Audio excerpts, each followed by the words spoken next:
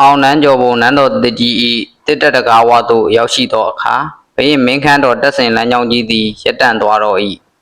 တစ်တက်တကားဝတွင်စင်ဝင်ဦးရောက်ဦးဆောင်သောတော်ဝင်စင်အစုအမှုထမ်းများကစီးတော်စင်မြတ်ထုတ်ခေါင်နှင့်အတူအသင်းဆောင်နေကြသည်မဟာဓမ္မရာသာဤဝေါ်သည်စင်ဖြူတော်မြတ်ထုတ်ခေါင်၏ရှေ့တွင်ရပ်လိုက်သည်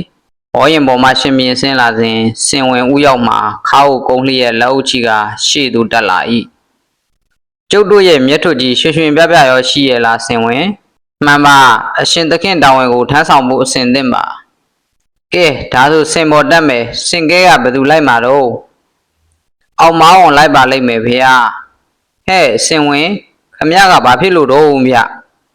ထားရင်လဲနေတက်ရင်လဲတရားပါမယ်ဘုံတော်ကြီးဖေဟာလွန်ခဲ့တဲ့လပြည့်နေ့ကပြီးအောင်မသင်းကစင်မတကောင်ပွေဖောက်လို့ကျွန်တော်မျိုးကိုယ်တိုင်လိုက်သွားထင်ရပါတယ်ဖေဟာအဲ့ဒီမှာစင်မကိုကျုံတဲ့အတွင်းခြေချော်လို့ဟောဒီလက်အကျော်လွဲသွားပါတယ်ဖေဟာဒါကြောင့်အရှင်းချေရင်မှလိုက်ပါခြင်းပေမဲ့အမှုတော်ကိုတေချာမထမ်းနိုင်မှထုတ်လို့ပါဖေဟာ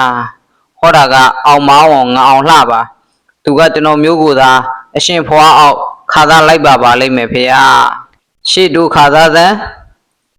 ဦးအောင်လာကမျက်လှကိုချကခေါင်းငုံလျက်လက်ဥသာချီထားလိုက်သည်ဘယ်ဆက်ကများလဲကွဘေးတော်မင်းကြီးလက်ထက်ဟန်တာဝရီကပါလာတဲ့အောင်မဆင်သင်းအဆက်ကငအောင်လှပါဖေဟာမွန်လားကွစင်းမဲ့အဆက်ပါဖေဟာစင်းမဲ့ရှမ်းအဆက်ကိုဒါကြောင့်စံဖြတ်ထားပုံကတလိုင်းစံဖြတ်မဟုတ်ပဲတမျိုးဖြစ်နေတာပအင်းဝနေပြည်တော်တွင်မွန်လူမျိုးများနှင့်အယုဒ္ဓယစင်းမဲ့မှလာသည့်ထိုင်းလူမျိုးများမှမြန်မာလူမျိုးများကဲ့သို့ရှောင်မထားပဲစံဖြတ်ကြရလေရှိသည်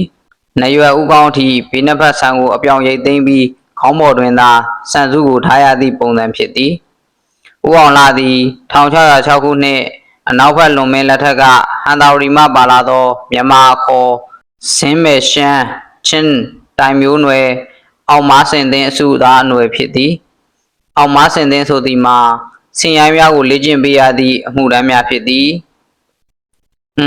နာမည်ကအောင်လှဆိုတော့ကိုတော့နန်းတစ်ပနတ်တင်ပွဲမှာအောင်ပြီးလှနေမဲ့နာမည်ကောင်းပဲကောင်းပါလေမဟာဓမ္မရာသာကဦးအောင်လာကိုကြည့်ကပြုံးနေလိုက်သည်မကြမီအောင်နန်းကျော်ဘုံနန်းသိမ်းပွဲပြတ်သက်တွင်တို့မဟာဓမ္မရာသာ၏စင်တော်နှင့်အတူမိဖုရားနှစ်ပါးနံပါတ်3ပါး၏ဝေါ်ရင်များမင်းခမ်းတော်အင်္ဂါစင်နှင့်အတူဝင်ရောက်လာပြီဖြစ်သည်အခမ်းအနားကအထားမြောက်အောင်ကြည့်ပြီးရှင်ဘုရင်လေးသည်သာသနာပိုင်ဆရာတော်ဖြစ်သူကိုးကွယ်ထားသောစေရီကျောင်းဆရာတော်ဘုဒ္ဓဂရာဤကိန်းခန့်ရတရားအရပနတ်ချပွဲအားပနတ်တင်ပွဲဖြစ်ခေါ်ဆိုရန်နန်းတွင်တည်တံ့မိန့်ထုတ်ပြန်ခဲ့သည်ထို့ပြင်နန်းရင်မြင်တွင်ရွှေလင်ပန်းနှင့်ထည့်ထားသောထမင်းဟင်းများကိုခြေနှင့်နင်းချပြီးမှနန်းပြတ်သက်ပေါ်တက်ကပနတ်ချတော်မူသည်ထူးခြားသောလောကီစီရင်များနှင့်ပြီးနှက်နေသောပွဲလည်းဖြစ်သည်ခန္ဓာပြီးသည့်နောက်ရှင်ဘုရင်သည်နန်းတော်၏နောက်ဘက်တွင်ရှိပိလူနီနီဖြစ်နေသောအောင်နန်းကျော်ဘုံဥယျာဉ်တော်စီသို့ထောက်ခွာသွားပြီဖြစ်သည်နန်းပြသက်အတွင်းဝင်ကြီးများမူးမတ်များစစ်သူကြီးများသာကြံရစ်တော့၏အခမ်းအနားနှင့်အတူယာရုအပြောင်းလဲများဖြစ်ပေါ်ခဲ့သဖြင့်တီတိုစကားသံများစုညံနေသည်နန်းတွင်ဩဇာအရှိဆုံးဖြစ်သည့်တတ်တော်ရှည်ဝင်ကြီးတီရီဇေယနွေစာပွဲခံပူပူနှင့်အပြိုင်နောက်ထပ်တတ်တော်ရှည်ဝင်ကြီးယာရုတစ်ခုကိုယခုနန်းသိမ်းပွဲတွင်ရှင်ဘုရင်ကခန့်အပ်ကြောင်းကြေညာလိုက်သည်တနင်္ဂနွေမင်းကွယ်လွန်ပြီးသည့်နောက်တွင်နန်းတွင်ဝင်ကြီးအများစုကဘုရင်ကြီးတော်ပဒုံစားကိုသာနန်းတင်လိုကြသည်သားတော်အိမ်ရှိစံမှာငယ်ရွယ်လွန်ပြီးပဒုံစားမင်းသားနှင့်စာလျင်အတွေ့အကြုံအသက်အရွယ်အဆဆရရကွာခြားလာသည်သို့သောနန်းတွင်ဩဇာကြီးသည့်ပညာရှိဝင်ကြီးဦးပူကအားလုံးကိုတိုက်ခံပြုကာဆယ်ကျော်သက်အရွယ်အိမ်ရှိစံကိုနန်းတင်ခဲ့သည်အရေးကိစ္စဟူသမျှကိုလည်းရှင်ဘုရင်လေးကဝန်ကြီးဥပုကိုသာအားကိုးနေရသည်ထိုခြေနေတွင်မဟာဓမ္မရာသာဒီပရီ၏ငငယ်ကစာတင်ဆရာဖြစ်ခဲ့ဘူးသောဥရွှေဖြိုးကိုရှာဇနန္ဒဟုသောပွဲဖြင့်တတ်တော်ရှိနန်းရင်ဝင်ကြီးထပ်မံခန့်အပ်လိုက်ခြင်းဖြစ်သည်ပုံမထူးခြားသည်မှာဥယျာဉ်တော်သို့ရှင်ဘုရင်ထွက်သည့်အခါမိသည့်ဝင်ကြီးကိုမှလိုက်ခွင့်မပြုဘဲအသစ်ခန့်ဝင်ကြီးဥရွှေဖြိုးနှင့်စားဆိုတော်ပရိသရာသာကိုသာခေါ်ဆောင်သွားခဲ့၏ထိုချင်းရာကနန်းတွင်ဘုရင်ပေါ်လွှမ်းမှုချုပ်ကိုင်နိုင်သည်ဟုနာမည်ကြီးနေသည့်နန်းရင်ဝင်ကြီးဦးပူ၏တကူအာနာကိုနောက်တစ်ယောက်ထံခွဲပေးလိုက်ရပြီဆိုသည့်သဘောတက်ရောက်နေသည်ရှင်ဘုရင်ထောက်ခွာသွားပြီးနောက်ဝန်ကြီးဦးပူနှင့်ရွှေတိုက်ဝင် အနန္ဒသူရိယဥဆိုတို့လည်းနန်းတော်တက်မှချက်ချင်းထွက်ခွာသွားကြပြီဖြစ်သည်ဝင်ကြီးဥပုပိရိယင်ဘုရင်ဤအာကိုချင်းခံရသည့်ကိုသိန်းသခင်သရိုးမင်းခေါင်တွင်သင်မင်းကြီးဥခအသေးဝင်နေမျိုးစီသူဦးမျိုးထင်တို့အတွင်းဝင်ကြောထင်နမိတ်တို့ကတဆူသာပြတ်သက်တွင်ကြံရစ်ကြသည်ဘဲနဲ့ကိုသိန်းသခင်ကြီးခုတကူတဲ့တော့ချင်းသေးနှစ်ကောင်အောင်းပြီဗျဥခကကွန်းရကိုပါဇက်တဲထဲလိုက်ရင်ပြောသဖြင့်ကိုသိန်းသခင်ကတပြင်းချသည်ခတ်တာပဲဗျာနိုင်ဝင်းကြီးနှစ်ပါးကြားကျုပ်တို့ကဗျာများရမှာဗျဒါနဲ့ခမရတို့ဝန်သက်ကြောင်တိကြလားဗျကျုပ်ဖြင့်ကနေ့မှမြင်မှုတာပဲတိပါသည်ကောဗျာရွှေဖြိုးတဲ့အရင်ကစီတာမင်းကြီးဦးစည်းစိန်အိမ်ဝင်ထွက်နေတဲ့သူပေါ့ဦးစည်းစိန်နဲ့တော့ယဟန်ဘဝစာဝလိုက်ဖက်ဆိုလားဗျစတယဟန်ကနေလူထွက်လာတော့တရားပိုင်းတော့သူမတူပဲဖြိုးလက်ထက်တော်တုန်းကအင်းရှိအကြီးတော်ပရိသရာသာအင်းရှိမင်းကလေးကိုစာသင်ပေးဖို့သူ့စီကိုအပ်တယ်အပြောဆိုကောင်းတော့အင်းရှိမင်းကလေးကအိမ်ဦးကန်တင်ထားတော့တာခုတော့ဝင်ကြီးကိုဖြစ်လို့ပါလားဗျာထိုချိန်တွင်သူတို့စုယုံထိုင်နေရသို့ဘောင်းဖြူကောင်းပေါင်းဖြင့်လူတူလျှောက်လာသည်ဟောဟိုမှာစီတာမင်းကြီးလာကြည့်ပြီးသူ့လူကြောင့်သူ့သားမေးကြည့်ဗျာကိုသိန်းသခင်ပြန်သွားပြီမှတ်လို့ခုပဲကျုပ်ဖြင့်အိမ်တော်ထိလိုက်တော့မလို့ဗျာ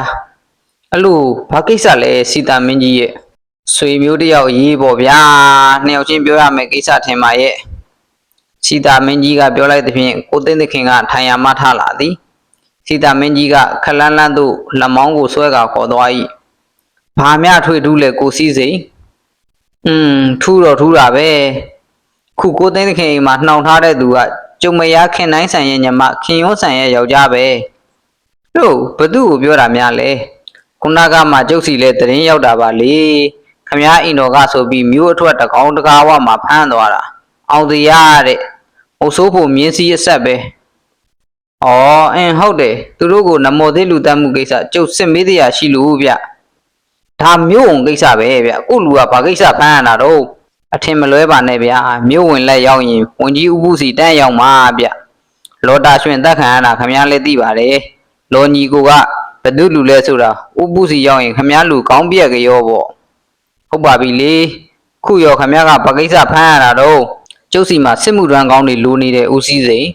အခုဥပုရဲ့ရဲတထောင်နောက်တရားစီမံကိန်းကြောင့်ခမားလည်းကြားမှာပေါ့ဥပုကသူ့သဘောနဲ့သူစစ်တပ်တစ်ခုထောင်းနေတယ်လို့ထင်ရတယ်ဒါကိုရှင်ပြည်လေးကလည်းသိကြိုက်လှတယ်မဟုတ်ဘူးသူ့လုံခြုံရေးအတွက်တက်သီးတက်တစ်ခုဖွဲ့ပေးဖို့ကျုပ်ကိုမှားထားတယ်ဒါကြောင့်ကျုပ်လည်းလူကောင်းမြင်းကောင်းစုပေးနေတာခမားလူကိုလည်းအဲစုတယ်ထဲ့မလားလို့ပါအဲ့လိုလေရှင်ပြည်နားနေရတယ်ဆိုတာဇက်ပေါ်ဓာဝဲလှန်ဝဲပါဗျာကျုံမယားညီကိုတော့ချမ်းသာပေးပါတုံးချင်းတုံးကျုပ်လူကိုကျုပ်အစုငန်းနဲ့ပဲထဲ့မှာပေါ့ကိုသိန်းသခင်ရဲ့ဘယ်နဲ့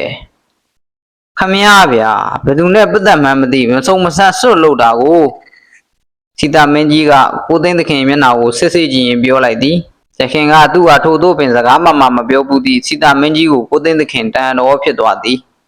စောပိုင်းကဝန်ကြီးအစ်စ်ဥရွှေဖြိုးမှာဦးစီးစိန်နဲ့စာလိုက်ဖတ်ဖြစ်သည်ဆိုသည့်စကားကကိုသိန်းသခင်နားထဲသို့ဝင်လာသည်ကိုသိန်းသခင်မှာဝန်ကြီးဥပုနှင့်အတွင်းကျရံဘက်ဖြစ်နေရမှနောက်ထပ်ဝန်အသစ်နှင့်ရံဘက်ဖြစ်ရမည့်အရေးကိုလည်းတွေးလိုက်မိသည်ကျုံမသိလို့ပါမင်းကြီးရဲ့မင်းကြီးလူကိုပြန်လွတ်ပေးဖို့ကျုပ်အခုပဲအိမ်တော်ကိုပြန်လိုက်ပါမယ်ကဲကျေးဇူးတင်ပါတယ်ကိုသိန်းသခင်ကောင်လေးကိုကျုပ်အိမ်ကိုပဲပို့ပေးလိုက်ပါစီတာမင်းကြီးဦးစီးစိန်ကနတ်ပြတ်သက်ပေါ်မှဆင်းသွားသည်ရခင်တနင်္ဂနွေမင်းလက်ထက်ဇင်းမဲ့စစ်ကတဲ့စစ်စာတော့ကိုသိန်းသခင်ကိုကဲသောစီးရေးများတွင်စစ်ကဲဆင်သာရှိသည့်စီတာမင်းကြီးကအခုတော့ကိုသိန်းသခင်ကိုမမထန်ထန်ပင်ထက်စီကပြောလာခဲ့ပြီးဖြစ်သည်